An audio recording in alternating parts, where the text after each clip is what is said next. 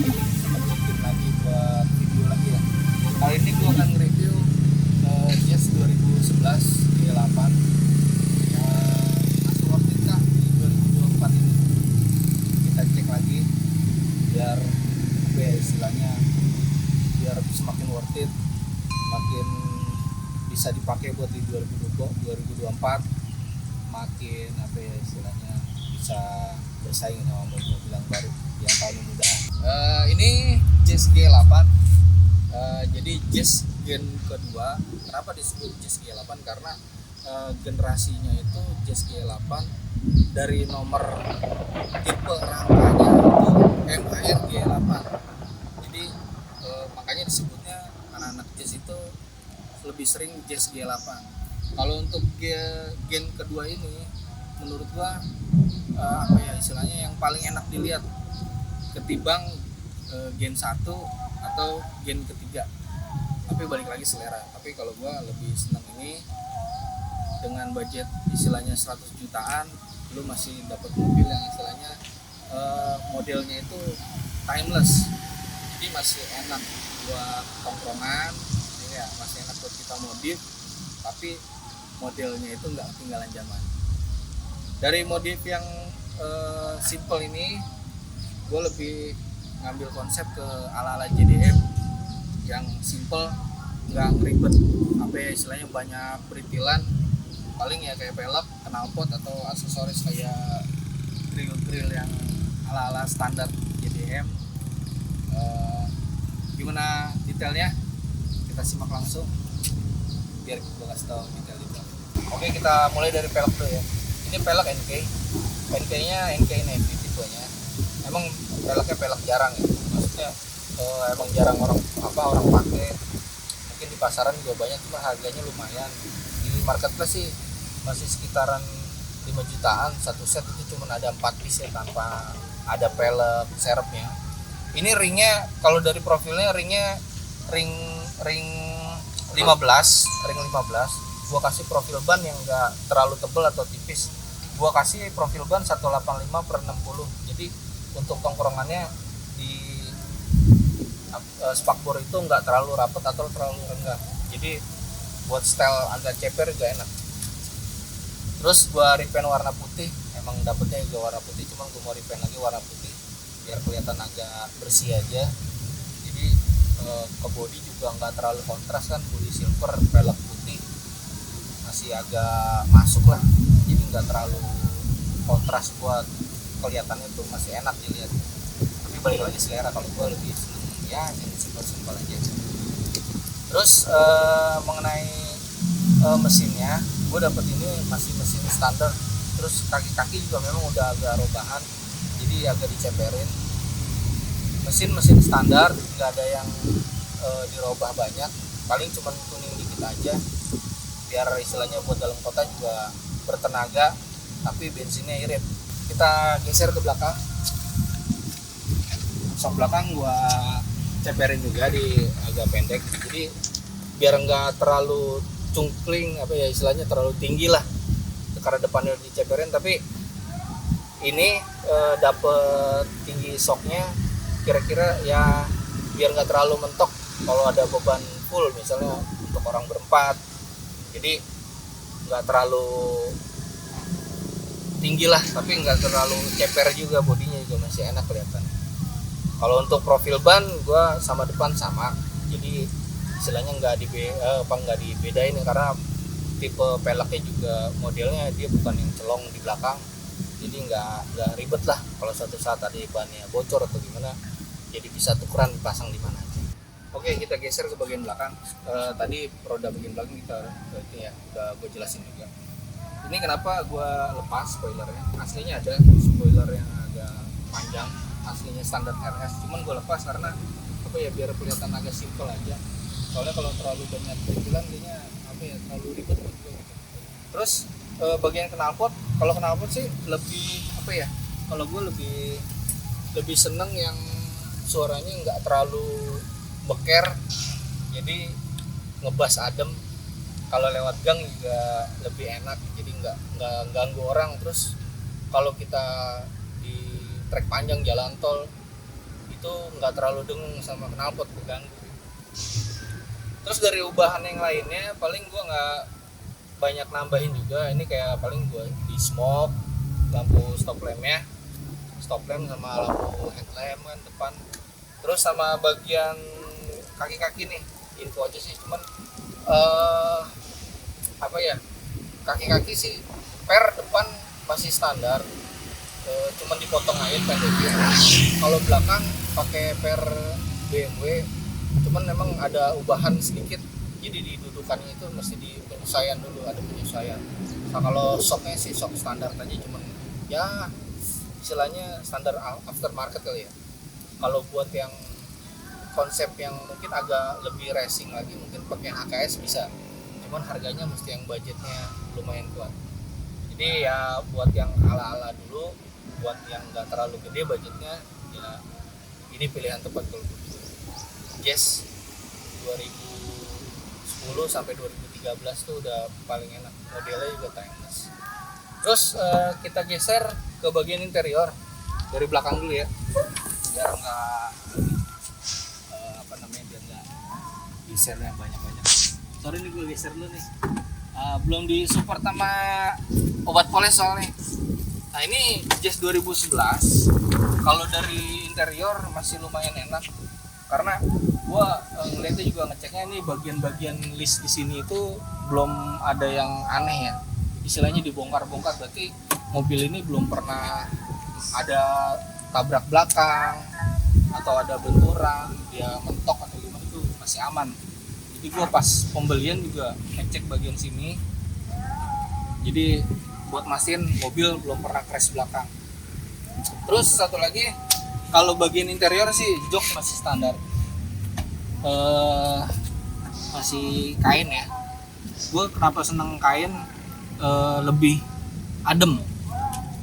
Jadi kalau buat interior jok itu lebih adem.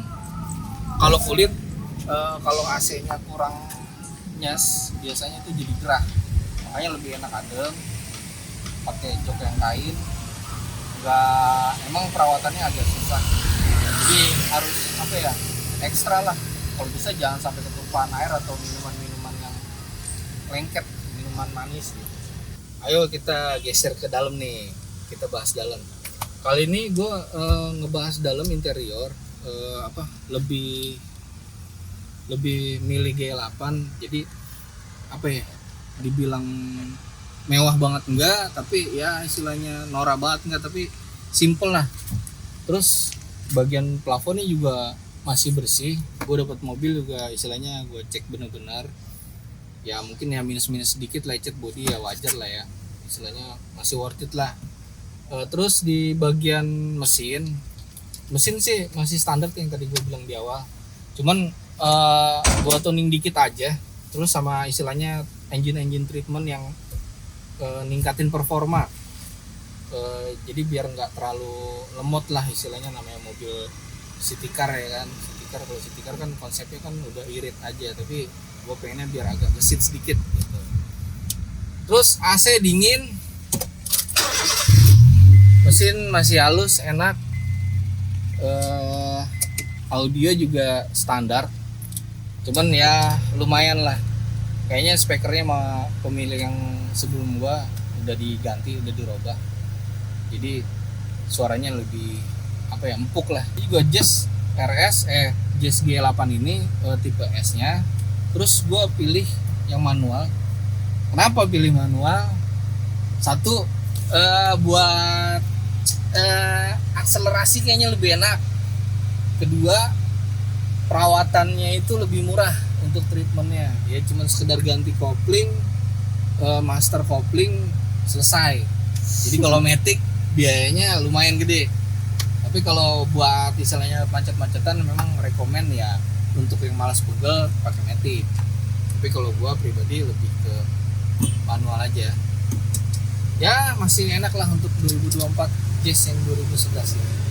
Oke, kita geser bagian mesin. Tapi sebelum kita bahas mesin, gua info sedikit nih untuk bagian depannya. Ini lampu pakai LED.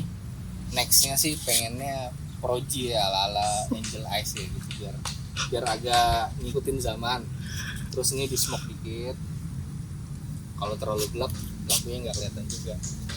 Bagian depan yang simple gini. Nah ini grill sebenarnya mau cari yang Jazz RS itu Jazz RS bukan Jazz RS, Jazz S JDM style. tapi yang 2013 jadi yang chrome, biar ala JDM nya makin kental.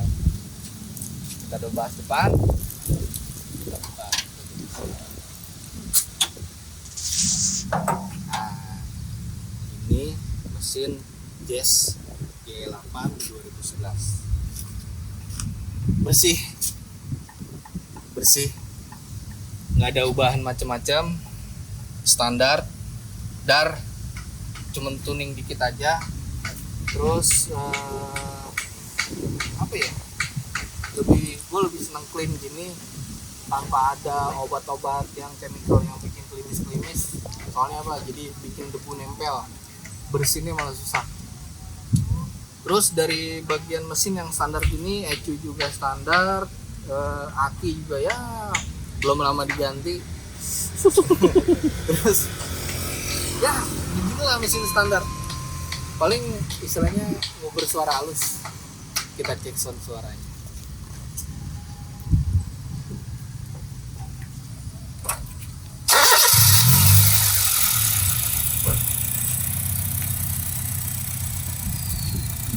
Halus, AC dingin, body timeless, nggak ketinggalan zaman, masih anak muda, masih worth it di 2020. Knalpotnya ngebas halus, siap denger? Boleh?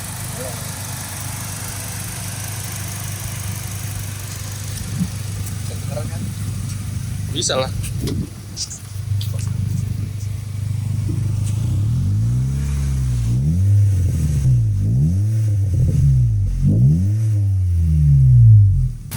Kalau teman-teman ada yang mau beli mobil budget di bawah 150 juta, ini pilihan yang worth it. Maaf nih, bukannya ya, ketimbang Brio, bukannya merendahin Brio, tapi ketimbang Brio 1500 cc ini bensinnya nggak kalah irit, stylenya nggak kalah Dapat JDM, nggak kalah JDM. Mohon maaf, Brio di Jepang kayaknya belum ada ya, tapi kalau Jazz ala fit bisa dibikin.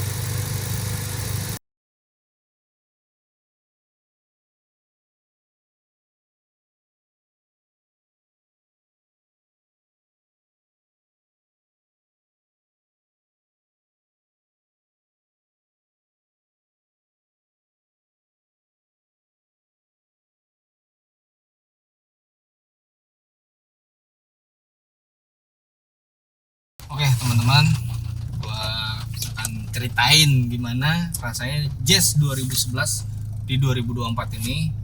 Impresinya masih kayak apa masih sama, apalagi manual ya Nyom. apalagi manual. Kalau agak ngajurut dikit ya wajar lah manual lah, tapi tinggal gimana cara bawanya aja.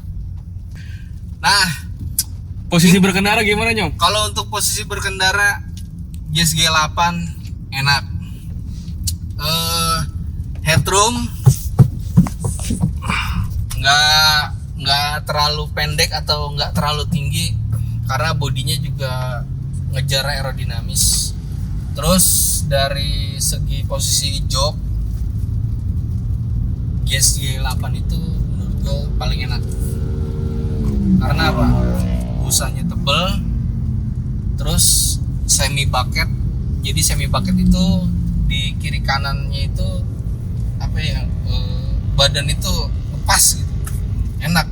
Jadi kalau untuk manuver badan itu nggak apa ya, nggak gini lah, nggak ke bawah itu, jadi masih enak. Terus di bagian setir juga dia kan bisa tilt, bisa teleskopik ya, jadi bisa naik, bisa turun, bisa maju, bisa mundur, masih enak. Kalau untuk 2024 ini Jazz G8, jadi ya info lagi yang tadi gue bilang kan, untuk budget di bawah 150 G8 masih worth it lah, masih Visibilitas berkendara. Wah, kalau untuk visibilitas berkendara Jazz G8 untuk Honda ya bos ya. Nah, Nah, ini dari orang Hondanya langsung, menurut orang Honda langsung nih, itu untuk visibilitas enak. Karena apa? Pandangan kita luas, terus kaca kecil di sini tuh ngebantu. Jadi blank spot ya. ya benar, kita Blind buat spot. blind spot itu jadi lebih kecil. Terus kaca samping kiri kanan juga lebih lebar, lebih luas pandangannya. Terus kita ngelihat ke depan itu jarak pandangnya bisa jauh, dan dekatnya itu kita masih bisa ngelihat di depan kap mesin itu dekat. Jadi kan ada mobil yang kayaknya kita ngelihat depan itu terbatas. Ya. Jadi kalau Jazz itu mungkin karena modelnya depannya aerodinamis, jadi kita ngelihatnya juga depan tuh lebih enak. Kita sekarang bahas ke kaki-kaki ya. Tadi kaki-kaki yang speknya di pas kita tadi udah gue jelasin. Tapi impresi berkendaranya untuk kaki-kaki ya memang untuk mobil ceper ya, kita nggak bisa bandingin dengan mobil standar yang tingginya standar dengan shock standar. Kita nggak bisa bandingin karena apa ya, kalau mobil ceper itu dipendekin, bukan ceper banget ya, artinya itu dipendekin sedikit lah, turun satu step dari yang standar. Itu bantingannya satu otomatis agak antep. Mungkin orang nyebutnya keras, tapi kalau gue lebih ke antep. Jadi tapi untuk kestabilan mobil agak dipendekin itu lebih enak. Karena apa? Kalau buat lagi kenceng, limbungnya itu berkurang, nggak kayak standar. Rigid ya. Lebih rigid, istilahnya lebih downforce ya. Kalau mungkin kalau pakai body kit, lebih downforce. Tapi ini nggak pakai body kit yang LWB yang mahal, Liberty Walk. Kayaknya Jazz juga belum ada, cuman kayaknya gua nggak akan pasang Liberty Walk body kit karena mahal. Terus kita bahas ke konsumsi BBM. Ini BBM ya bukannya sombong, minimum memang disarankan untuk Jazz itu, untuk mobil-mobil Honda umumnya, tapi karena gue pakai Jazz, jadi BBM-nya minimal Pertamax 92 oktannya.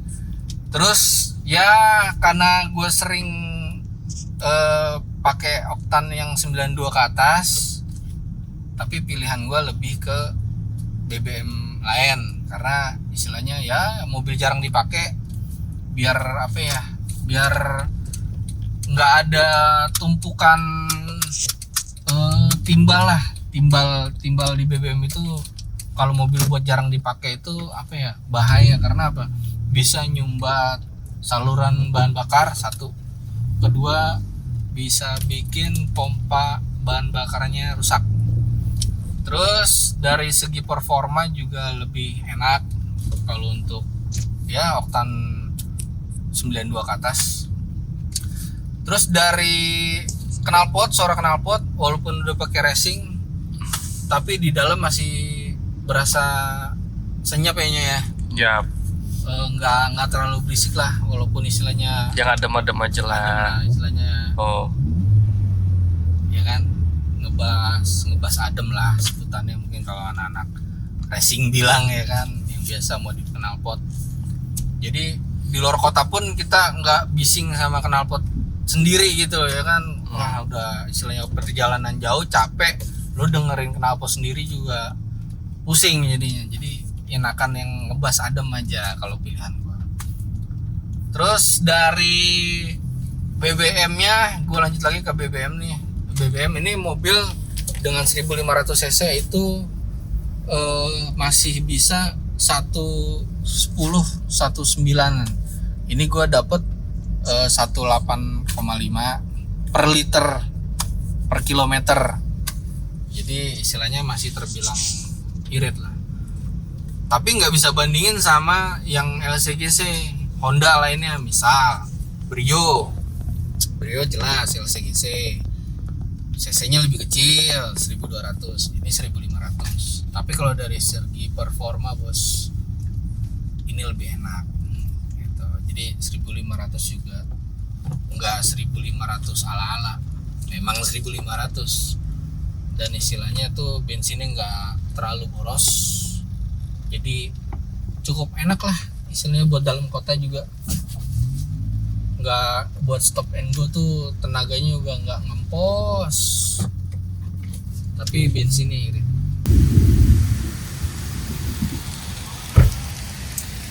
Oke, masih dengan Jazz G8 2011. Sampai juga di penghujung video kali ini. Berhubung cuaca juga lagi gerimis-gerimis rintik, dingin-dingin anyep, apa ya sebutannya, mungkin hujan itu 1% air, 99% kenangan. Sampai juga di ujung video. Semoga video ini bisa bermanfaat buat teman-teman anak-anak Lantras Kontrol, teman-teman nongkrong kita. Jangan lupa like, subscribe, komen, dan share Serantras Kontrol channel. Jangan lupa juga tonton terus videonya Mas Tama yang jalan-jalan. Berarti gue pengen coba GE8 ini sama G5 nya Mas Tama deh. Oh iya bener, GK5 Mas Tama. GK5. Bener loh. Mas Tama punya GK5, dia tahun 2014 atau 2015 gitu. Dia S2 punya. Mungkin dia ada minat buat bikin ala-ala JN. Iya, boleh. Yeah. Kita bikin spoon style. Boleh. Tuh spoon style tuh. Ya enggak? Oke. Kita berjumpa lagi di next videos. Salam.